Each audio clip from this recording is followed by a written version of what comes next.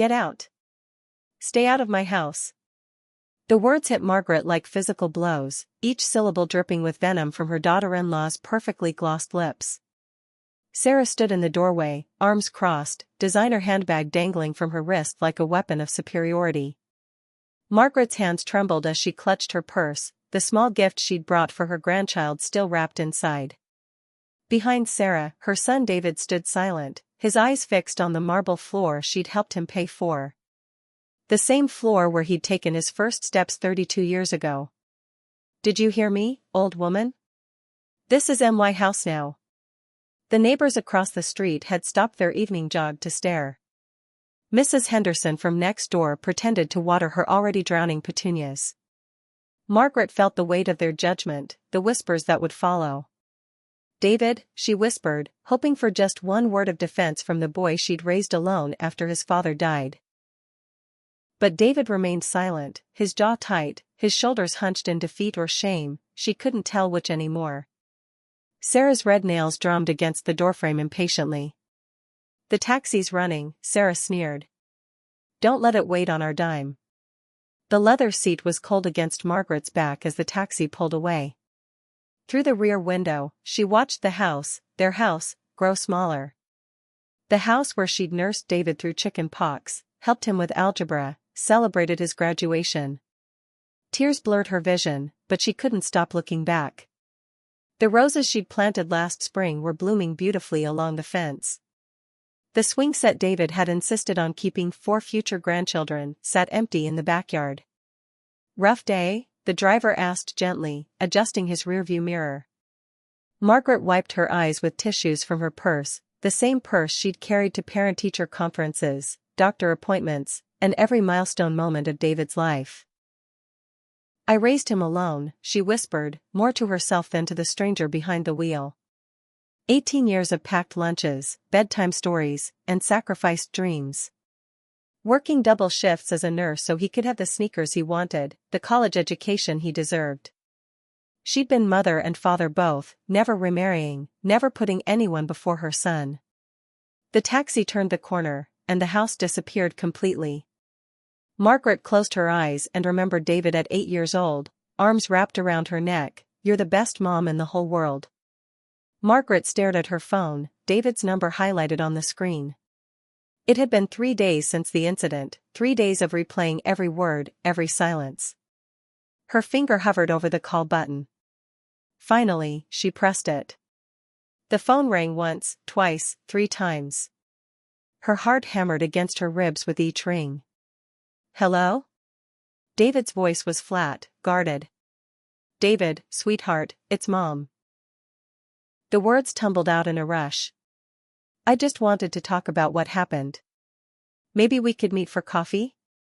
That little place downtown where you used to get hot chocolate after your soccer games. Mom, I can't do this right now. But David, we need to. Sarah's upset. She thinks you were disrespectful coming over without calling first. Margaret's grip tightened on the phone. I was bringing Emma that book she wanted. I've always been welcome in your home. I helped you buy that home. The silence stretched between them like a chasm. She could hear Sarah's voice in the background, sharp and insistent, though she couldn't make out the words. I have to go, Mom. Sarah has dinner plans for us. The line went dead. Margaret stared at the phone until the screen went black, her reflection ghostly in the dark glass. Outside her apartment window, other families were sitting down to dinner together. Margaret? Margaret, is that you? Mrs. Henderson's voice carried across the produce section of the grocery store with the subtlety of a fire alarm. Margaret had been hoping to slip in and out unnoticed, but Eleanor Henderson had a radar for drama that could detect scandal from 3 aisles away. Oh, hello Eleanor. Margaret forced a smile, her hand instinctively smoothing her hair. Eleanor wheeled her cart closer, her eyes bright with barely contained curiosity. I couldn't help but notice the situation the other evening. At David's house? My Henry and I were out for our walk, and well. She leaned in conspiratorially. That girl's voice carries something fierce. Heat crept up Margaret's neck. She'd known this moment would come, had prepared for it, but the reality still stung. Family discussions can get heated sometimes. Oh honey, that wasn't a discussion. That was. Eleanor paused dramatically, that was something else entirely. The way she spoke to you. And David just standing there like a statue. After everything you've done for that boy. Other shoppers had begun to slow their pace, ears turned toward the conversation. Margaret felt exposed under the fluorescent lights, her private pain becoming public entertainment. I raised him better than that, Eleanor continued, shaking her head. Your late husband Robert would be turning in his grave. Margaret's composure cracked. Excuse me, Eleanor. I need to finish my shopping. Margaret sat in her small apartment that night, surrounded by photo albums and memories. Pictures of David's first day of school, his high school graduation, his wedding day where she'd walked him down the aisle. In every photo, she stood proud beside him, the devoted mother who'd given everything. Her reflection stared back at her from the dark kitchen window. 63 years old, gray hair neatly styled, laugh lines around green eyes that hadn't laughed much lately. She looked like what she was. A grandmother, a retired nurse, a woman who should be spending her golden years spoiling grandchildren and tending her garden. But something else looked back at her too. Something that had been forged in the fires of single motherhood, tempered by years of standing up to school bullies and insurance companies and every obstacle that had tried to knock down her son. The woman in the reflection wasn't weak. She'd built a life from nothing after Robert died, raised a son who'd graduated summa cum laude and landed a job at the city's most prestigious law firm. She'd been a force when she needed to be. Margaret leaned forward until her forehead touched the cool glass. Her breath fogged the window as she whispered words that seemed to come from someone else entirely. If they think I'm weak, they'll soon regret it.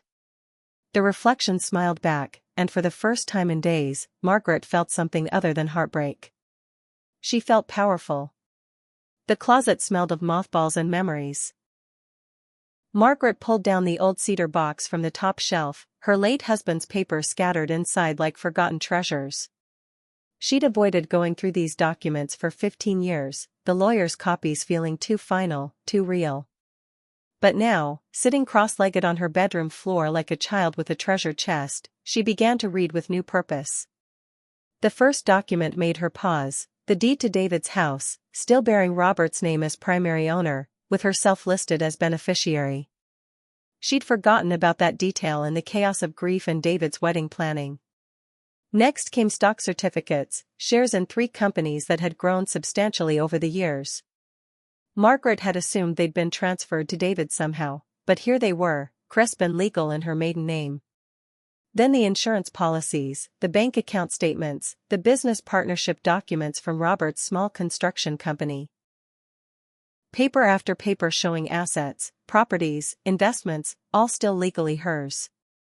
Margaret spread the documents across her comforter like a puzzle she was finally ready to solve.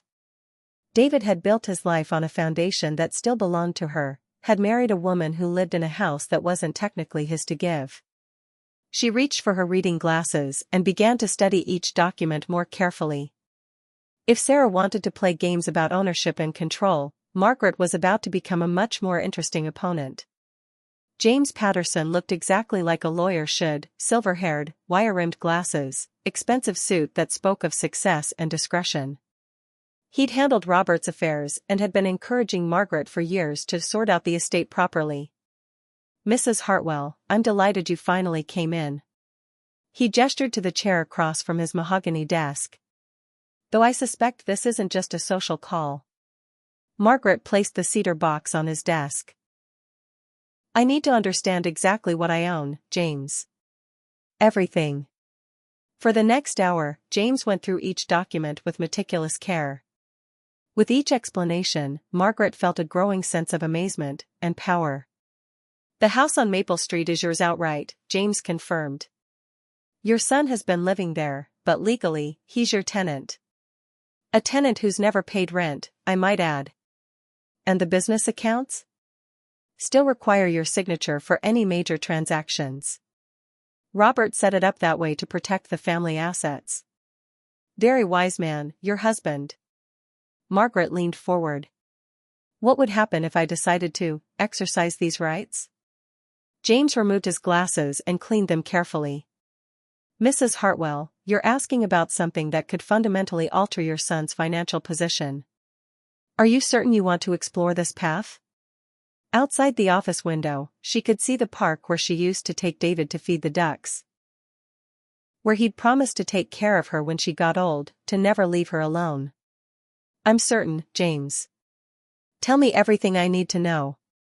Margaret stood on the familiar front porch, holding a casserole dish and wearing her most innocent smile.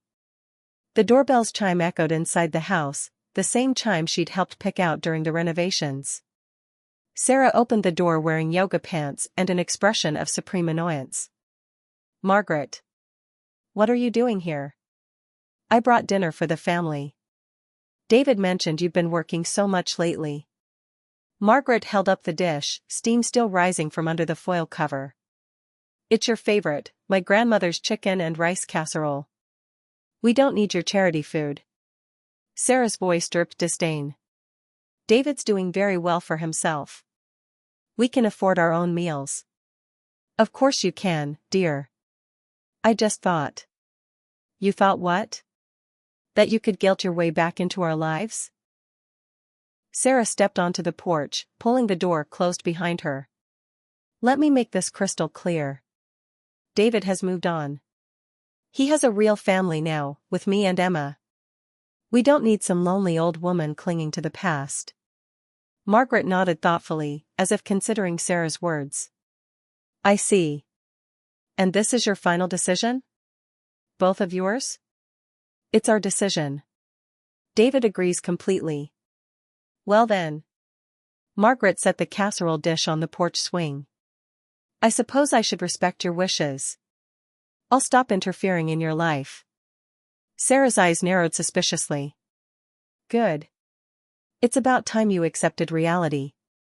Margaret smiled, genuinely this time. Oh, I'm accepting reality perfectly, Sarah.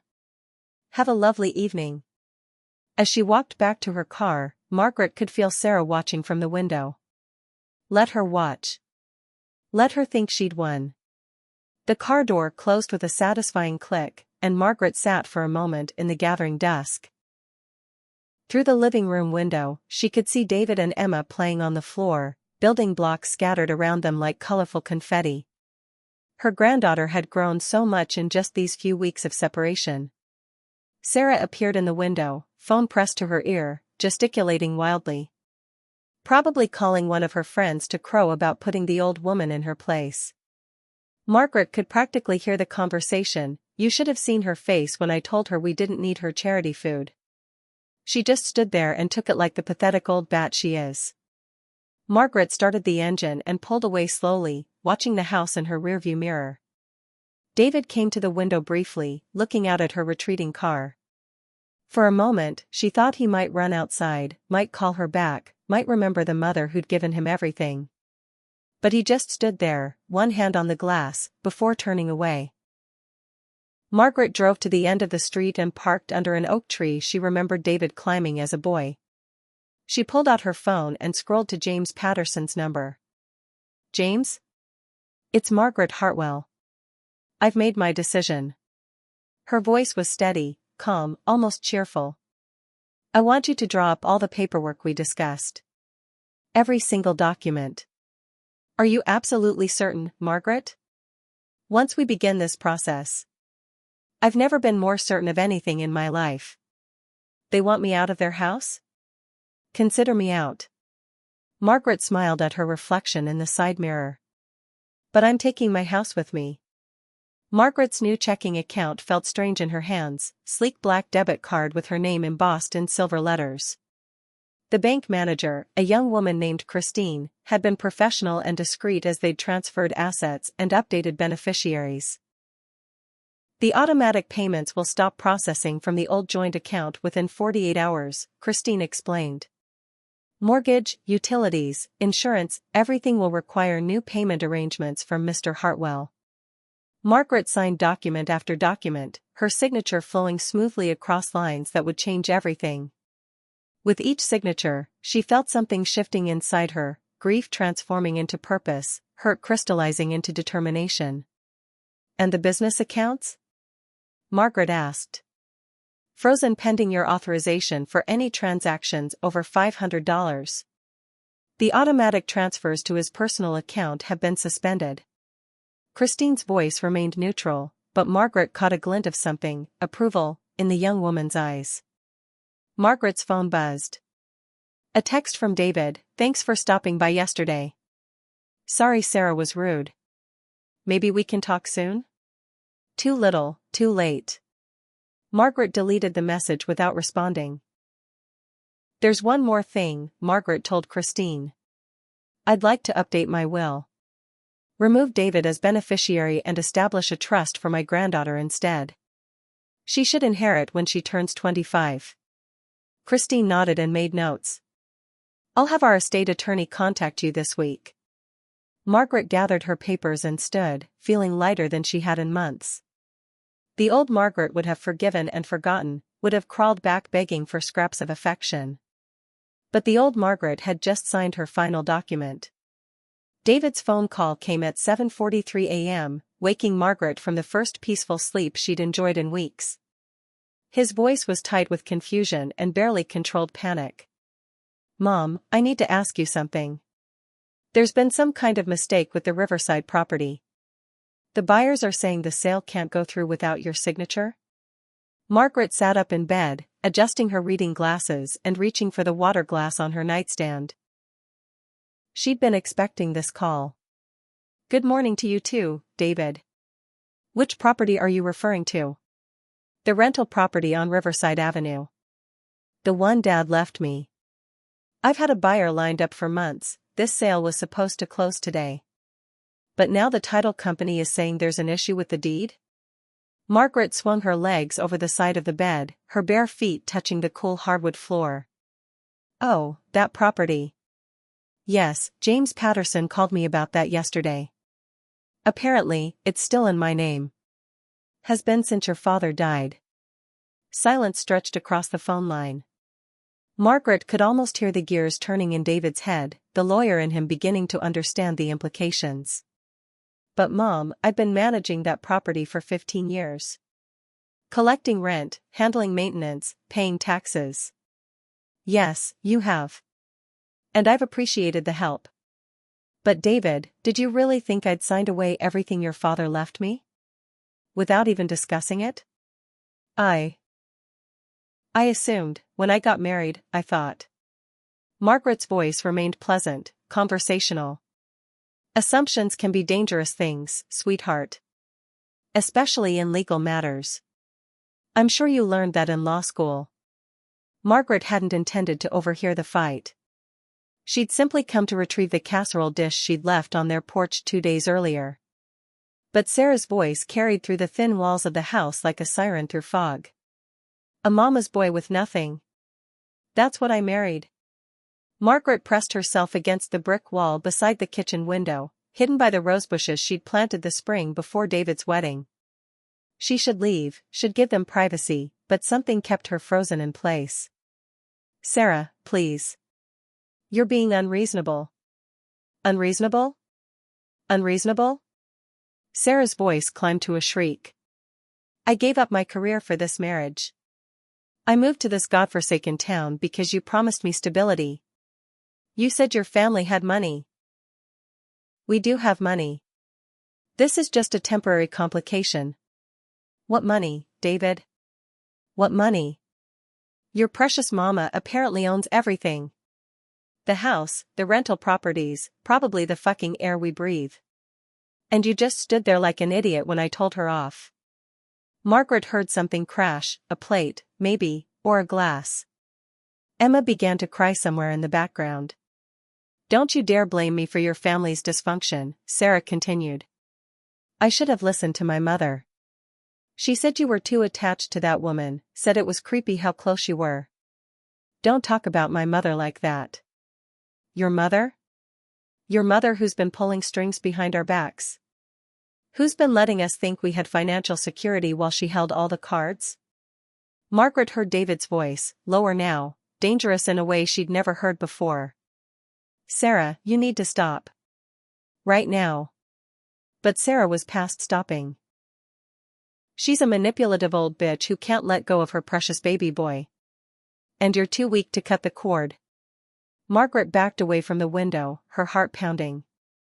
She'd heard enough. Margaret's hands were surprisingly steady as she set up the small recording device James had suggested she purchase. "For your protection," he'd said. "Document everything." The doorbell rang at precisely 2 p.m. Margaret had invited Sarah over for tea, suggesting they clear the air and work things out for David's sake. Sarah had agreed, probably eager for another opportunity to establish her dominance. "Margaret." Sarah swept into the apartment wearing designer jeans and an expression of practiced patience. "Thank you for reaching out. I think we both want what's best for David." Margaret smiled and gestured toward the living room. "Of course, dear. Please, sit. I've made your favorite tea. Earl Grey, isn't it?" For 20 minutes, they engaged in careful small talk. The weather, Emma's progress in preschool, Sarah's volunteer work at the country club. Margaret played the part of the contrite mother-in-law perfectly, nodding and agreeing and apologizing for any misunderstandings. Then she shifted the conversation. "I've been thinking about what you said the other day. About David having a real family now. About me being a lonely old woman clinging to the past." Margaret's voice was gentle, almost vulnerable. "Perhaps you're right. Perhaps I have been too involved." Sarah's eyes lit up with triumph. "I'm glad you can see that, Margaret. David needs to focus on his own family now. His wife and daughter. Yes, I can see how my presence might be burdensome. After all, as you said, you don't need some pathetic old woman interfering in your lives." "Exactly. You're finally getting it." Sarah leaned forward eagerly. "David is successful now. He doesn't need his mommy holding his hand anymore. And frankly, your little power trips with the property deeds are just pathetic attempts to stay relevant." Margaret nodded thoughtfully, reaching for her teacup. The recorder, hidden beneath a stack of magazines, captured every word. The first sign of trouble was the bounced mortgage payment. David's frantic call came on a Tuesday morning, his voice strained with the particular stress that comes from financial panic. "Mom, there's something wrong with the account. The bank is saying our mortgage payment was rejected." "But that's impossible, we have automatic payments set up." Margaret was tending her small herb garden on the apartment balcony, basil and rosemary thriving in their ceramic pots. "Oh my. That does sound concerning. Have you spoken to your bank?" "Yes. They're saying the account that's been making the payments is frozen." "But that can't be right. That money comes from my salary, from the business accounts." "David." Margaret's voice was patient, the tone she'd used when he was young and confused about homework. "Those business accounts require my signature, remember? I withdrew my authorization yesterday." The silence stretched so long Margaret wondered if the call had dropped. She continued watering her plants, phone tucked between her shoulder and ear. "You, what?" "I withdrew my financial backing, sweetheart. James Patterson has all the paperwork. I'm no longer guaranteeing any of your business transactions or personal loans. It seemed like the right thing to do, considering Sarah's feelings about my involvement in your lives. But Mom, the mortgage, the car payments, Emma's school tuition, all of that runs through those accounts." Margaret set down her watering can and picked up the phone properly. "I'm sure a successful lawyer like yourself can arrange alternative financing. After all, as Sarah pointed out, you don't need your mommy anymore." She ended the call and went back to her gardening. The basil was coming along beautifully. Margaret had forgotten how satisfying it felt to wear her best dress. The navy blue suit brought out her eyes, and her pearl necklace, Robert's wedding gift, caught the afternoon light perfectly. She looked every inch the respectable property owner she was about to become again. James Patterson stood beside her on the front porch of the Maple Street house, official documents tucked neatly in his leather briefcase. Are you certain you want to do this personally? I could have my assistant serve the papers. No, James. This requires a personal touch. David answered the door in a rumpled t-shirt, dark circles under his eyes. He'd been looking haggard lately. Sarah's increasingly frequent tantrums combined with mounting financial pressures were taking their toll. Mom? What are you doing here? And why is Mr. Patterson? Understanding dawned in his eyes like a slow sunrise. Oh God. Hello, David. May we come in? We have some legal documents to discuss. Sarah appeared behind David, her face flushed from what looked like another argument. What the hell is she doing here? And who's the suit? James stepped forward with professional courtesy. Mrs. Hartwell, I'm James Patterson, Mrs. Margaret Hartwell's attorney. I have official notice to serve regarding this property. What property? This is our house. Margaret smiled, the same patient smile she'd used when David brought home stray animals as a child. Actually, Sarah, it's my house. It's always been my house. Robert left it to me, and I'm afraid I'm going to need it back. Sarah snatched the papers from James's hands, her eyes scanning the legal text frantically. This is bullshit. You can't just throw us out.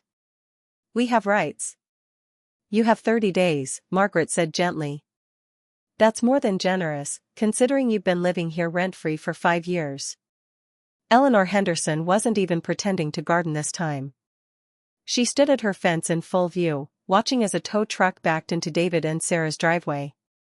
Margaret observed from her car across the street, sipping coffee from a thermos and taking notes. The BMW went first. Sarah's pride and joy, with its custom paint job and heated leather seats. Sarah came running from the house in her robe, screaming at the tow truck driver who simply shrugged and continued his work. You can't take my car. I need it for work. The driver, a weathered man in coveralls, showed her the repo notice. Ma'am, the bank says otherwise. Take it up with them. David emerged next, phone pressed to his ear, his voice carrying across the quiet neighborhood. I understand the payment is late, but surely we can work out some arrangement. Hello? Hello? Margaret watched as neighbors began to appear, Mrs. Chen from 2 doors down walking her dog very slowly, the young couple from the corner suddenly deciding their front garden needed immediate attention. Word would spread through the neighborhood by evening. The Mercedes sedan followed an hour later.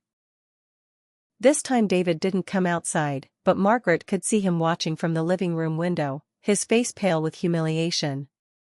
Eleanor Henderson finally abandoned all pretense and walked straight over to Margaret's car. My lord, Margaret. What on earth is happening over there? Margaret rolled down her window and smiled.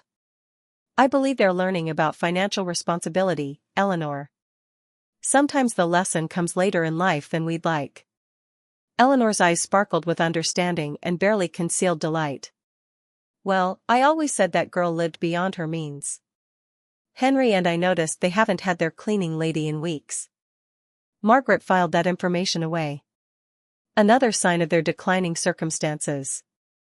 The grocery store incident wasn't planned, but Margaret couldn't have orchestrated it better if she'd tried.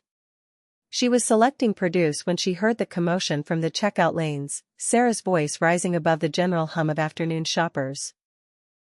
What do you mean declined? Run it again. Margaret moved closer, pretending to examine the organic apples while keeping one ear tuned to the drama unfolding at register 3. Ma'am, I've run your card 3 times. It keeps coming back declined. Do you have another form of payment? Sarah's face was flushed red, her designer purse clutched against her chest like armor. A line of customers was forming behind her, their patience visibly wearing thin. Emma stood beside her mother's cart, looking up with confused 6-year-old eyes. This is ridiculous. There's money in that account. My husband is a lawyer. The teenage cashier looked helplessly toward the customer service desk. Would you like me to call the manager? Yes. Call the manager. This is harassment. Margaret watched as Sarah began pulling items from her cart with increasing desperation, the organic steaks, the imported cheese, the expensive wine. The cart went from full to nearly empty as she tried to find a total her card would accept. Other customers began whispering among themselves. Margaret recognized several faces from the neighborhood, from Emma's school, from the country club Sarah had been so proud to join. "Mommy, why are we putting everything back?" Emma's voice was loud in the sudden quiet. Sarah whirled around, her voice sharp with embarrassment and rage. "Because, Emma, some people in this town are very, very mean. Some people like to hurt families and take away their money because they're jealous and bitter and..." Her eyes found Margaret across the produce section. "Because they're pathetic old women who can't stand to see other people happy." Every head in the store turned to follow Sarah's gaze. Margaret stood perfectly still, an elderly woman in a sensible cardigan, holding a bag of apples and looking genuinely confused. "I'm sorry?" Margaret said, her voice carrying just far enough. "Are you speaking to me, dear?" The law office felt different this time, charged with an electricity that made Margaret's skin tingle. James Patterson spread documents across the conference table like a dealer revealing a winning hand. "The ownership transfer is complete," James announced. "The house on Maple Street is now officially and exclusively yours, Margaret. No co-owners, no complications, no claims from previous occupants." Margaret picked up the deed, her name printed in bold letters across the top. After 15 years of shared ownership, unclear boundaries, and assumed arrangements, the house was finally, legally, completely hers. And the eviction notice? Legally served and filed with the county. They have 27 days remaining. A knock on the conference room door interrupted them. James's secretary peered in nervously. "Mr. Patterson? David Hartwell is here. He's asking to see you, well, both of you. He seems quite upset." Margaret felt her pulse quicken. "Send him in, please." David entered the room like a man walking to his execution. His suit was wrinkled, his hair uncombed, his face bearing the particular pallor that comes from sleepless nights and constant stress. He looked at the documents spread across the table, then at his mother. "Mom, please. We need to talk about this. This can't be legal." "Sit down, David." Margaret's voice was calm but firm. "James, please explain to my son exactly what's legal and what isn't." James adjusted his glasses and pulled out a thick folder. "David, your mother owns the property outright. She has since your father's death. You've been living there as her guest for the past 5 years. Now she's exercising her legal right to reclaim her property." David sank into the chair across from his mother. "But I thought, when I got married, when we renovated, when we made it our home. I thought it was ours." "You thought wrong," Margaret said simply. Margaret was having lunch with her former colleague Nancy when David's second call of the day came through. She almost didn't answer, she'd been enjoying the peaceful conversation about retirement plans and grandchildren, but something made her pick up. "Mom." David's voice was hollow, defeated. "I'm at the bank. They're saying my business account has been drained. All of it. The operating funds, the payroll account, the client escrow, everything's gone." Nancy raised her eyebrows questioningly. Margaret held up one finger and continued eating her soup. "I'm sorry to hear that, sweetheart. What do the bank managers say happened?" "They're saying you were the guarantor on all the accounts. That when you withdrew your backing, it triggered some kind of automatic seizure to cover outstanding loans." Margaret nodded thoughtfully, though David couldn't see her. "That does sound like something James mentioned might happen. Something about personal guarantees and liability coverage." "Mom, I have employees. I have a payroll to meet on Friday. I have clients whose money was in that escrow account." The restaurant hummed with quiet conversation around them. Nancy pretended to study her menu while obviously listening to every word. "David, I'm sure a capable attorney like yourself can sort this out. Perhaps you could take out a business loan? I believe banks offer those to qualified applicants." Alone? Mom, without the business accounts, without collateral, no bank will, his voice broke. Mom, please. I'm begging you. This will destroy me professionally. The state bar, my clients, my reputation. Margaret set down her spoon and looked out the restaurant window. Across the street, a mother was helping her young son feed ducks in the pond. The boy kept looking up at his mother for approval, and she kept smiling down at him with pure, uncomplicated love. Perhaps you should have thought about professional consequences before you decided I wasn't welcome in your family. Margaret arrived at the house on Maple Street at precisely 8 a.m., followed by a locksmith van and a moving truck. She'd chosen the timing carefully. David would be at the courthouse trying to sort out his legal troubles, and Sarah would be at her part-time job at the boutique, her first job in 5 years, necessitated by their changing circumstances. The locksmith was efficient and professional.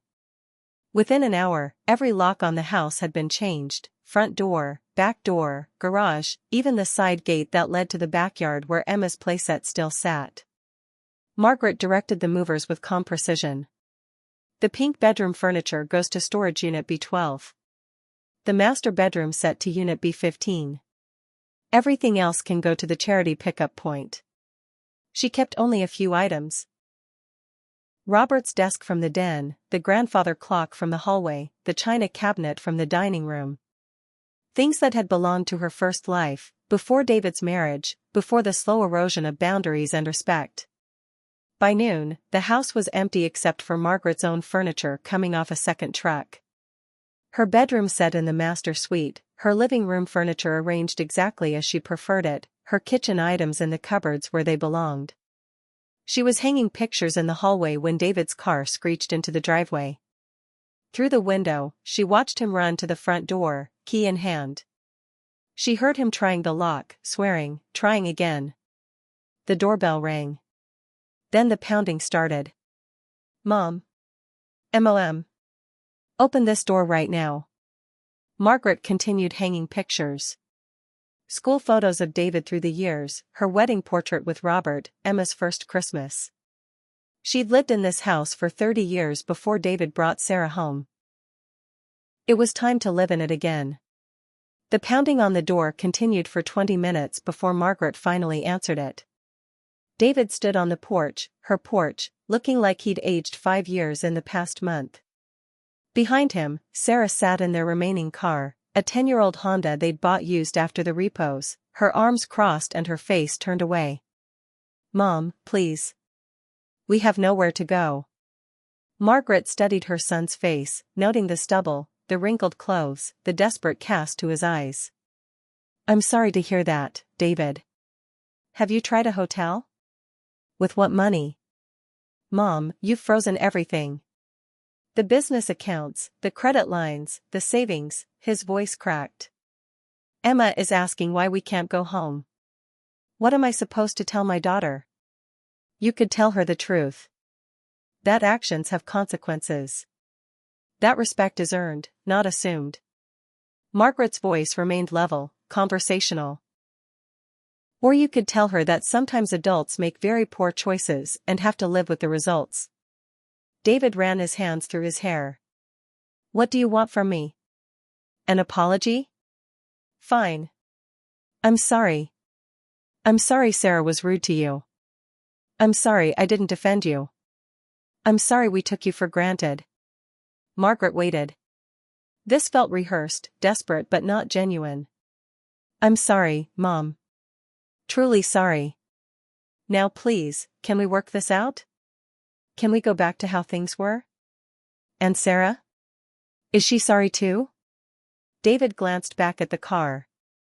Sarah was staring straight ahead, her jaw set in a stubborn line. She's struggling with this. But she'll come around. I see. Margaret began to close the door. When Sarah is ready to have a conversation, a respectful conversation, she knows where to find me. Until then, I suggest you figure out your housing situation. Mom, wait. The door closed with a gentle but final click. Margaret learned about the separation from Eleanor Henderson, who had learned it from Mrs. Chen, who had seen David loading suitcases into the Honda at 6 a.m. on a Wednesday morning. Temporary separation, Eleanor reported with barely contained glee. That's what Sarah told the mailman. She's staying in the house, well, the rental house they moved to after they had to move. David's apparently sleeping at his office. Margaret was tending her roses, which had never looked better. Amazing what happened when you had time to properly care for the things that mattered to you. How unfortunate for them. Sarah's been telling anyone who'll listen that this is all your fault. That you've torn apart a happy family out of spite. Eleanor paused significantly. Of course, most people remember how she treated you. And her little performance at the grocery store didn't help her cause any. Margaret continued pruning, her movements precise and methodical. People make their own choices, Eleanor. I'm simply the consequence. The truth was more complicated. Through James's discreet inquiries, she'd learned that David was working 18-hour days trying to rebuild his practice, taking any case that would pay, sleeping on the couch in his office because he couldn't afford both an apartment and child support. Sarah, meanwhile, had taken a second job waitressing at night, leaving Emma with a babysitter more often than not. The stress was showing on both of them, and when stressed people are trapped together in a small rental house, cracks become chasms. Margaret felt a pang of sympathy for her granddaughter, caught in the middle of adult foolishness and pride. But sympathy wasn't the same as rescue. Some lessons could only be learned the hard way. Eleanor leaned closer to the fence. There's something else. Sarah's mother came to visit last weekend. I saw them having quite the argument in the front yard. Margaret looked up from her roses. Oh? Apparently, Sarah's mother thinks she should apologize to you. Thinks pride isn't worth losing a marriage over. Eleanor's eyes sparkled with gossip. But Sarah threw quite the tantrum. Said she'd rather be divorced than grovel to you. Margaret nodded and went back to her gardening. Pride was a dangerous thing. She should know. The invitation arrived on cream-colored cardstock, elegant script announcing the Riverside Women's Club Annual Achievement Luncheon. Margaret was surprised to see her name listed as a featured speaker. Local businesswoman Margaret Hartwell will share her insights on resilience and personal empowerment. She called the club president, a woman named Victoria Sterling whom she'd met through various charity events. Victoria, I think there's been some mistake.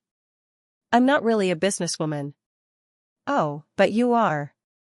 Victoria's voice was warm with enthusiasm. The way you've handled your recent family challenges has been truly inspiring. Several of our members have mentioned how impressed they are with your strength and independence. Margaret was quiet for a moment, processing this. She'd been so focused on the legal and financial aspects of her situation that she hadn't considered how it might look from the outside. To others, she wasn't a vengeful mother, she was a woman who had reclaimed her power. We'd love to hear your story, Victoria continued. How you rebuilt your life after loss, how you learned to value yourself and demand respect from others. Many of our members are going through their own transitions, divorce, empty nest syndrome, caring for aging parents. Your perspective could be very meaningful. Margaret looked around her apartment, then out the window toward the house on Maple Street where she now lived alone but peacefully. For the first time in months, she felt truly proud of what she'd accomplished. I'd be honored to speak, Victoria. When is the luncheon? Next Saturday at noon. Oh, and Margaret? We've had several requests for you to bring copies of your photos. Apparently, word has gotten out about your beautiful gardens. Everyone wants to see what you've been growing. After hanging up, Margaret walked to her kitchen window and looked out at the small herb garden that had thrived on her apartment balcony and was now transplanted to proper soil. Sometimes the most beautiful things grew from the most unlikely circumstances. The knock came at 9 p.m. on a Tuesday, soft and hesitant. Margaret almost didn't answer. She was in her nightgown, reading in bed, and unexpected visitors at this hour usually brought bad news. But something about the rhythm of the knocking, gentle and apologetic, made her reach for her robe. David stood on her doorstep alone, and she was shocked by his appearance. He'd lost weight, his clothes hung loose on his frame, and there were lines around his eyes that hadn't been there 6 months ago. But it was his posture that caught her attention. The proud shoulders she remembered from his graduation day were bowed with something deeper than exhaustion. "Mom?" His voice was small, uncertain. Can I please come in?" She stepped aside without a word, and he walked into the living room as if seeing it for the first time. Her furniture, her photographs, her carefully chosen decorations, all the things that made a house a home for one person instead of a compromise for many. David stood in the center of the room for a long moment, then slowly sank to his knees on the carpet. "Mom, I am so sorry." The words came out broken, punctuated by sobs that seemed to tear themselves from deep in his chest.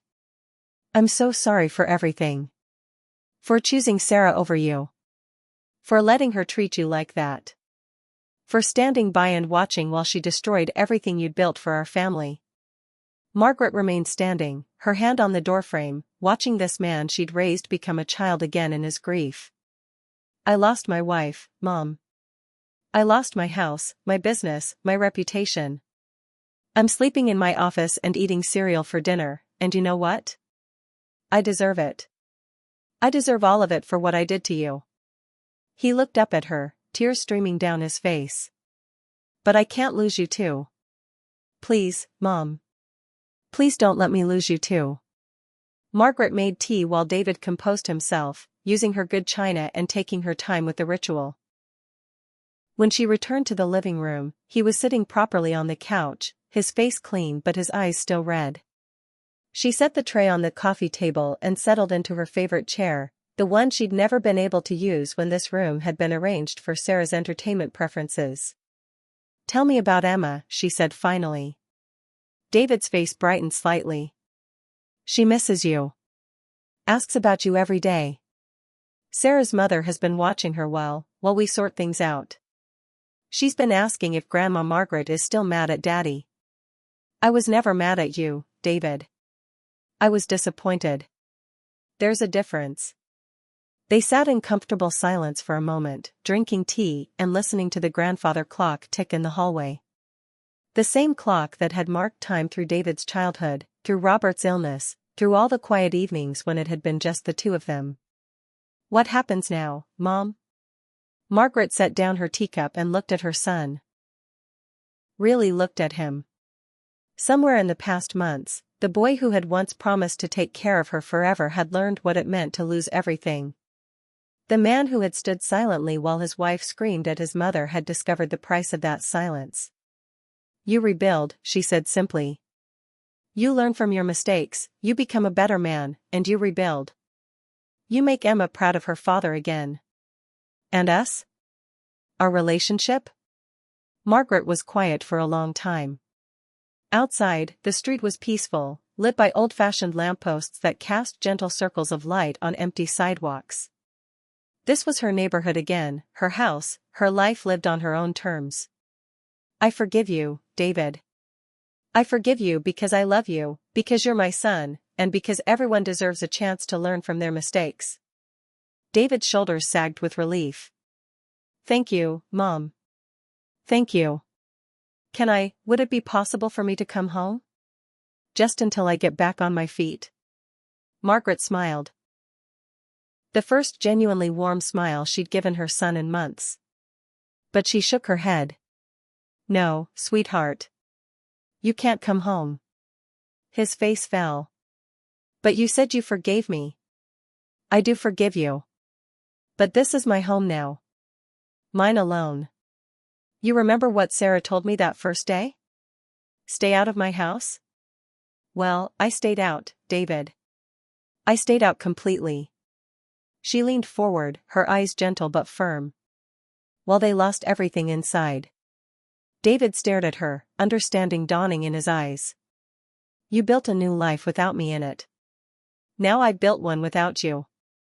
We'll have to find a different way to be family, one based on respect instead of assumption, visits instead of obligation, choice instead of guilt." She stood and walked to the window, looking out at the garden she was planning for spring. "You can earn your way back into my life, David. But you'll never again take it for granted. Behind her, she heard him walk to the door. I understand, Mom. And I'm proud of you. For the first time in my adult life, I'm truly proud of my mother. Margaret turned around, but he was already gone, the door closing softly behind him. Through the window, she watched him walk to his car, his shoulders straight again, his step purposeful. She had raised him to be strong.